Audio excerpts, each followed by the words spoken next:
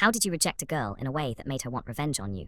This particular screw-up happened just last night, and I'm sitting at my desk right now feeling like I'm waiting for a bomb to go off. It's this heavy, prickling tension that sits between my shoulder blades and refuses to leave, the kind that makes you second-guess everything you did, even when you know, logically, you didn't do anything wrong. I'm not some complicated guy. I'm 32, married to a woman who is far too good for me, and we live a quiet, simple life. That's how I like it. I come to work, do my job, go home. No drama, no office politics, no nonsense. Until now, that was my life, predictable and peaceful. But over the past month, one person has managed to turn that peace into a slow-burning nightmare. We'll call her Kay. She's 18, fresh out of school, and practically radiates that kind of restless, overly bright energy I vaguely remember having at that age. First, I didn't pay much attention. She was new, enthusiastic, maybe a little too chatty, fine. But it didn't take long for me to realize this wasn't just friendliness. For reasons I can't begin to understand, she decided I was her target. It started small, the kind of things you brush off without thinking. Little hearts drawn on the corners of my notepads if I left them unattended in the kitchen. Long, lingering looks from across the office that she'd turn into bashful smiles when I caught her. The sales team joker once called her my work wife in passing, and instead of laughing it off, she leaned into it. Notes left on my desk signed WW. Cute, maybe professional, absolutely not. The moment that really made me uncomfortable, though, was during a break with a friend. We were talking about how much I was looking forward to starting a family with my wife, a deeply personal topic, not meant for anyone else. And from across the room, Kay, who had been pretending not to listen, piped up. I've always thought I'd make a great stepmom. I laughed it off in the moment because, what else could I do? But something inside me snapped a little that day. This wasn't some silly teenage crush anymore. It was invasive, disrespectful, and I felt like if I didn't shut it down soon, it was going to spiral into something uglier. My first instinct was to hint, subtly but clearly. I mentioned my wife in conversations. My wife and I saw that movie. My wife loves that place. My wife packs my lunch every morning. It was clumsy, yes, but I thought I was setting a clear boundary. Surely any reasonable person would understand that the man constantly talking about his wife is not interested. I was wrong. The situation simmered for weeks, a low-grade tension that hovered just under the surface. And then last night, everything boiled over. It was late past 8, and the office was practically deserted. Just the two of us left, finishing up a project that needed to be done before morning. The hum of the lights overhead was the only sound breaking the silence. I just wanted to finish, go home, and forget this whole thing. She walked over quietly and placed a cup of coffee on my desk. I hadn't asked for it, and when I reached to take it, her fingers lingered far too long on mine. It was subtle, deliberate, and enough to make my skin crawl. I pulled my hand back quickly, forcing a polite thank you. That's when she asked it, the question that detonated everything. Are you really happy? It was such a loaded, inappropriate question, one that sliced right through my patience. And in that moment, all the weeks of discomfort, the awkwardness, the forced smiles, it all cracked. I dropped the polite, professional tone I'd been clinging to and said the truth, clearly and without hesitation. My wife is my world. That's not an appropriate question for work, and it's not up for discussion. I expected embarrassment, maybe a muttered apology and an awkward silence. What I got instead was something entirely different. Her whole demeanor shifted in a heartbeat. The bubbly, flirty mask she'd worn for weeks vanished. Her smile evaporated. She didn't blush or giggle or fumble for a response. She just stared at me with a flat, emotionless look I had never seen before. After a few seconds, she simply said, "Okay." And that was it. The rest of the night was suffocating. We didn't speak. We didn't make eye contact. I could feel the temperature of the room drop 10 degrees. The air between us was thick with something I couldn't name, resentment, maybe, or humiliation. Now sitting here at my desk the next morning, it's like I'm working next to a completely different person. She won't look at me. She won't speak. But the vibe, it's hostile enough to set my teeth on edge. And for the first time since this whole thing started, I feel a prickle of fear. Because I'm not dealing with an infatuated kid anymore. I'm dealing with a woman who feels humiliated. And humiliated people, especially ones who feel rejected, can be unpredictable. I thought being direct would solve the problem. That one firm conversation would make the situation go away. But as I sit here now, replaying that moment over and over, a cold thought keeps worming its way into my brain. I didn't end this, I just changed the game. And I have a sinking feeling she's already planning her next move. The silence didn't end with that night. If anything, it grew louder. The next morning when I walked into the office, I immediately felt it, that heavy charged atmosphere that wraps itself around you like static. She was already there, sitting at her desk, typing furiously without so much as a glance in my direction. Normally, she'd beam at me with that too bright smile, toss a good morning over her shoulder, maybe make some unnecessary small talk. Now, nothing. Not even a flicker of acknowledgement. At first, I told myself this was good. This was what I wanted, distance. Maybe she was embarrassed. Maybe she'd realized how inappropriate she'd been and was trying to move on. But as the hours dragged on, the pit in my stomach deepened, because it wasn't just distance. It was intentional. Every time I walked into the break room, she walked out. If I spoke during a meeting, her eyes stayed locked on her screen, jaw clenched. It wasn't silence born of shame, it was ice. Controlled, deliberate cutting. And then the whispers started. I noticed them first at lunch. Two of my coworkers, people I'd been friendly with for years, suddenly went quiet when I walked in. They exchanged quick, uneasy glances, then changed the subject to something innocuous. It happened again the next day with a different group, and again the day after that. The laughter that used to greet me in the break room was gone, replaced by that same brittle, polite tone people use when they're not sure what to say. At first, I thought I was imagining it, but by the end of the week, I knew I was. Something was shifting around me, quietly but unmistakably, like a tide pulling out before a storm. Then came the first real sign that this was more than just awkwardness. Our team lead, Janet, called me into her office. She's always been straightforward and fair, the kind of manager who cuts through nonsense, so I wasn't too worried. But the way she avoided eye contact as I sat down made my stomach knot. "I just want to check in with you," she said, tone careful. "Is everything all right between you and Kay?" The question hit harder than I expected. "What do you mean?" I asked, trying to keep my voice even. Well, she said, shifting in her chair, she's mentioned that things feel uncomfortable, that there's been some tension. I'm not accusing you of anything, but I want to make sure everyone feels safe and respected here. Safe and respected. Those words rang in my ears like a warning bell. That wasn't the kind of language managers used over a petty argument. That was HR language, the kind that meant someone was planting seeds. I assured Janet that nothing inappropriate had happened, that I'd simply clarified a boundary and was keeping things professional. She nodded, said she understood, and the conversation ended there. But as I walked back to my desk, my pulse was pounding. It was happening. I'd worried that night that she might lash out, and now she was. Not by storming into HR with accusations, at least not yet, but by shifting the ground beneath my feet, quietly, subtly, making people look at me differently, making them wonder. The weeks that followed were a masterclass in psychological warfare. She never said anything to me directly. She didn't need to. She'd sigh loudly when I walked by as if I'd done something terrible. She'd flinch when I spoke during meetings, just enough for others to notice. Once she even accidentally dropped a stack of papers when I entered the room, muttering a quick shaky sorry while making sure everyone could see. It was all so minor, so innocent on the surface, but the effect was undeniable. People started acting differently around me, a little stiffer, a little more distant, like they weren't sure what had happened but suspected it was something bad. I tried to ignore it to focus on my work, but the tension followed me everywhere. I caught myself double-checking every word I said, every email I sent. I hesitated before stepping into common spaces, scanning for her presence like a criminal checking for cameras. And through it all, she never once looked me in the eye. It wasn't until one afternoon, about 3 weeks after that night, that I realized how far she was willing to take this. I overheard 2 junior employees talking near the copier. They didn't see me approach. I heard something happened between them, one whispered. Yeah, the other replied. She won't talk about it, but I don't know, it sounds like he crossed a line. I didn't hear the rest, I didn't need to. The damage was already spreading, silent, invisible, but real. It didn't matter that nothing had happened. It didn't matter that I'd done nothing but set a boundary. All that mattered was that maybe I had, and maybe was enough to stain everything. That's when the fear turned into something darker. Not just fear for my reputation, but for my career. Because if she was willing to go this far over rejection, where would she stop? I tried to end the story with one sentence. My wife is my world. But Kay clearly wasn't interested in endings. She wanted a reckoning. By the time a month had passed, the situation had shifted from uncomfortable to dangerous. I could feel it in the way people stopped talking when I entered a room, in the lingering glances during meetings, in how conversations about weekend plans suddenly ended when I walked by. I wasn't paranoid, I was being isolated. And the worst part, I still had no idea what exactly she was telling people. It started small, like everything else. One day I overheard someone ask her if she was okay, and she responded with a soft, dramatic sigh and a vague, "I'm managing." That was it, no details, no accusations, but it planted a seed. Another time, I passed by the break room and caught her lowering her voice mid-sentence when she saw me, her expression morphing from animated to distant in a heartbeat. Then came the first incident. We were in a meeting about a new client pitch. I was presenting part of the strategy, laser-focused on the numbers on the screen, when Kay suddenly interrupted me. Her tone was sharp, clipped, not the bubbly girl she'd once been. "I don't feel comfortable with the way this was handled," she said out of nowhere. The room went silent. My manager raised an eyebrow. "What do you mean?" "It's just," she glanced at me, then away, as if debating whether to continue. "Some people here don't always respect boundaries. It's hard to focus on work when that happens." The air in the room shifted instantly. I felt it, all those eyes snapping to me, even if no one said my name. I tried to stay composed, but inside I was boiling. She hadn't accused me of anything directly, but she didn't have to. Everyone knew what she was implying. After the meeting, Janet asked me to step into her office again. She didn't accuse me of anything, but she reminded me in that careful, HR-approved tone about professional conduct and maintaining a respectful workplace. I assured her I'd done nothing inappropriate, but I could see it in her eyes. The seed was growing there too. That's when I realized what Kay was doing. She wasn't going to make a dramatic, false accusation. That would be too obvious, too risky. Instead, she was building a narrative brick by brick, one that painted her as the victim and me as something else. Something sinister. And she was good at it. One afternoon, I walked into the kitchen area and found her already there. I turned around immediately to leave, but before I could, she let out a sharp little gasp. I froze. Slowly, I turned back, and she was staring at me with wide eyes, clutching her coffee mug like she'd just seen a ghost. "Are you following me?" she asked, loudly, deliberately. "What? No, I came here for water." "Sure you did." Her voice was flat, cold. "Maybe give me some space, okay?" A colleague walked in just in time to hear that last sentence. They looked between us, eyebrows raised, and then quickly busied themselves with the fridge. I wanted to scream, to shout that I wasn't doing anything wrong, but I knew that if I reacted, if I showed how angry I was, she'd twist that too. So I walked out, my heart hammering, teeth clenched so tight I thought they might crack. That night, I told my wife everything. Up until then, I tried to shield her from the details. I didn't want her to worry, but I couldn't keep pretending I had control of the situation. She listened quietly, her expression unreadable, and then she said something that stuck with me. "She's not angry because you rejected her. She's angry because you took away her power. Now she's trying to get it back." She was right. Kay wasn't just upset. She was furious that I hadn't played the role she wrote for me in her little fantasy. And now, she was rewriting the story. If she couldn't have me, she'd ruin me. The real turning point came a week later. HR emailed me asking for a casual conversation about workplace dynamics. It wasn't an official complaint, they said just a check-in, but I knew exactly what it was. Someone, and I didn't need 3 guesses who had said something. I walked into that meeting with every nerve on edge. They asked vague, carefully worded questions. Had I ever said anything that might be considered inappropriate? Had I ever made anyone uncomfortable? Did I understand the company's policies on harassment and consent? I answered every question calmly, clearly, and truthfully. And when they finally admitted that a colleague had expressed discomfort, I didn't need them to say the name. Kay hadn't filed a report. Not yet, but she'd planted enough seeds to get HR involved. And if this was just the beginning, I had no doubt the next step would be a formal complaint, one that could destroy my career, my reputation, maybe even my marriage. I walked out of that meeting shaking. This wasn't just about work anymore. It wasn't even about her feelings. This was war. The following Monday started like any other. Coffee, emails, a dull meeting about quarterly targets. But beneath the ordinary rhythm of the day, there was an unmistakable tension, the kind you feel in the air before a storm breaks. I sensed it the moment I walked into the office. Conversations stopped mid-sentence. A couple of people avoided eye contact. Even the usual morning banter at the coffee machine had turned stiff and unnatural. By noon, the storm hit. I was called into HR again, but this time there was nothing casual about it. Janet's tone was grave, and a second HR rep I'd never met before was sitting beside her, notepad in hand. That was the first red flag. The second was the thick folder on the desk with my name written across the front. "Thank you for coming," Janet said, folding her hands. "We need to discuss a formal complaint that's been submitted." My stomach dropped. There it was. I didn't need her to say the name, but she did anyway.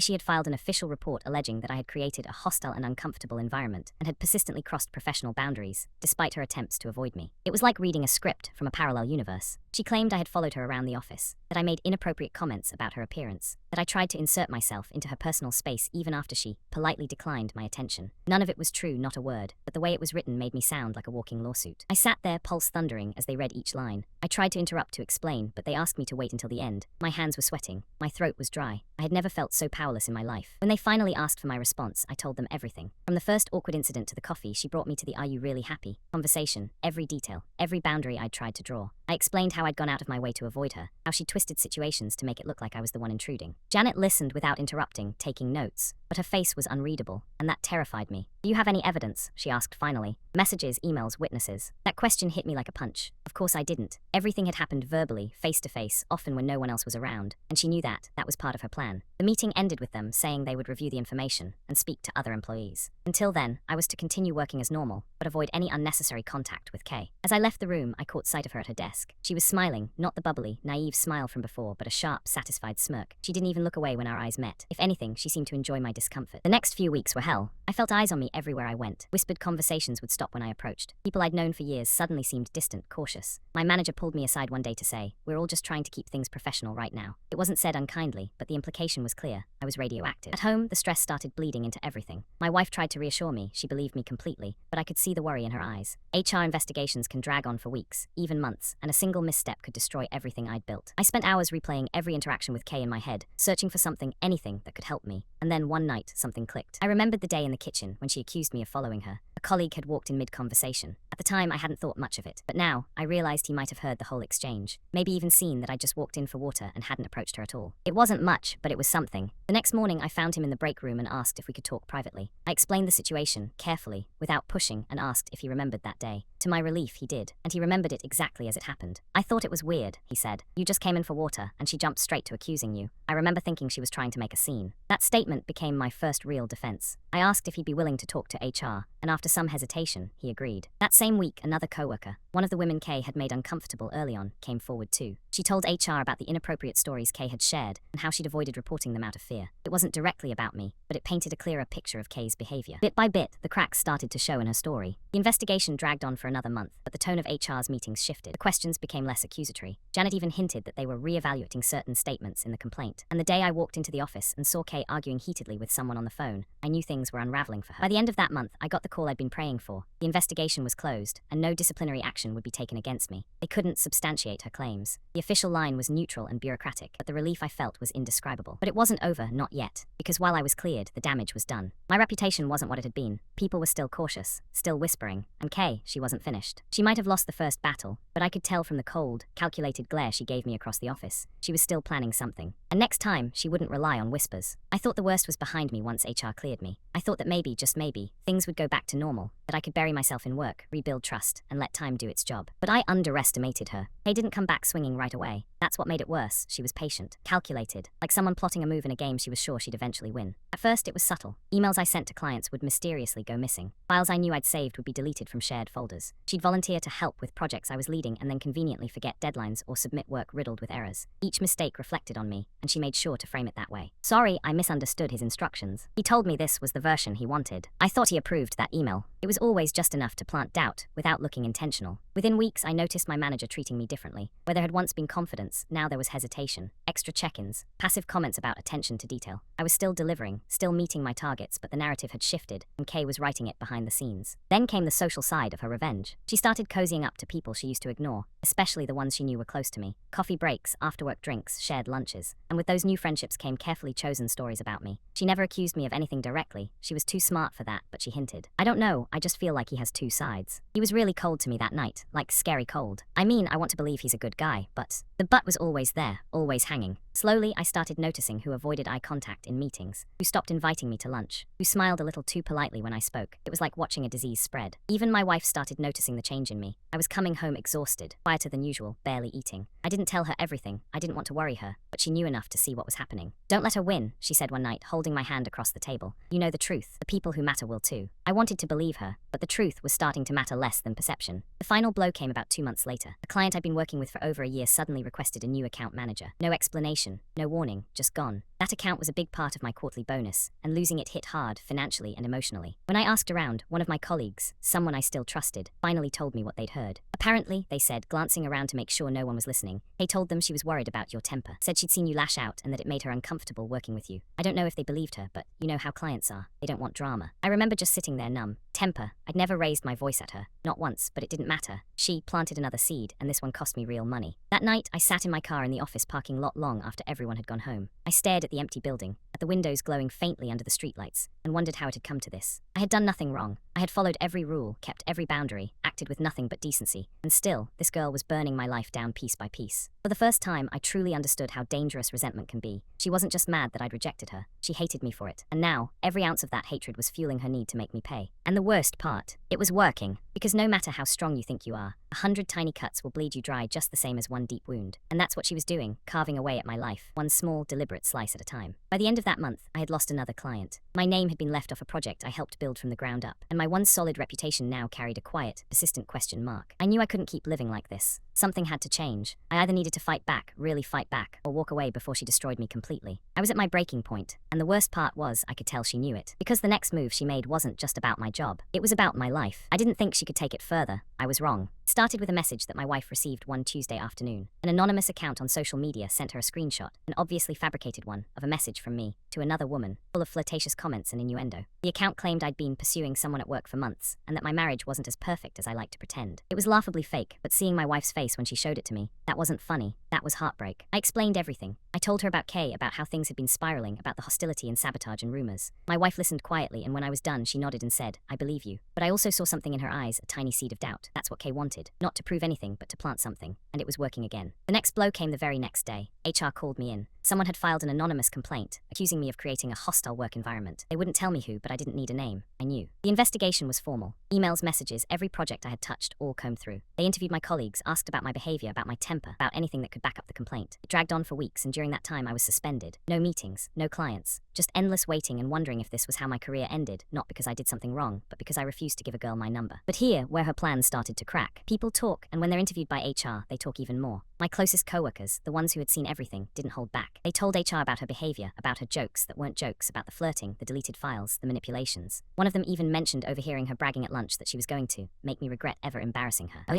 Then came the part she didn't expect, security footage. The company had recently upgraded the cameras, and one of them caught her logging into my workstation after hours. Another showed her in the server room without authorization. They pulled logs from the shared drive, deleted files, changed permissions, all traced back to her login. Her narrative collapsed overnight. The investigation flipped. I was reinstated immediately and told privately that they were now conducting a different investigation, this time into her behavior. Within a week, she was placed on administrative leave. 2 weeks later, she was gone. Officially, the company statement said she resigned, but I heard from someone in HR that she was given a choice: resign quietly or be terminated with cause. It should have felt like victory, and in a way it did. The whispers stopped. My clients came back. Even my wife, once she saw the full report, apologized for doubting me for even a second. Life started to feel normal again. But I won't lie, something in me changed. I used to think being kind was enough, that doing the right thing would protect you. But now I know that's not true. People can still twist your kindness into a weapon. They can still punish you for things you never did. It took months before the knot in my stomach finally eased when I walked into the office. Even now, sometimes, when someone new joins the team, I catch myself scanning their behavior, wondering if another Kay is hiding under the surface. And yet there's also a part of me that's proud, because I didn't stoop to her level. I didn't spread lies or fake evidence or try to ruin her life. I stood my ground, told the truth, and trusted that eventually, the truth would expose the lies. It did. The last I heard, Kay tried to get a job at another company in the same industry. Word travels fast, especially when someone's departure involves tampering with company systems. They didn't hire her. As for me, I still sit at the same desk, do the same work, and go home to the same woman I fell in love with. Our life is still simple, still good, maybe even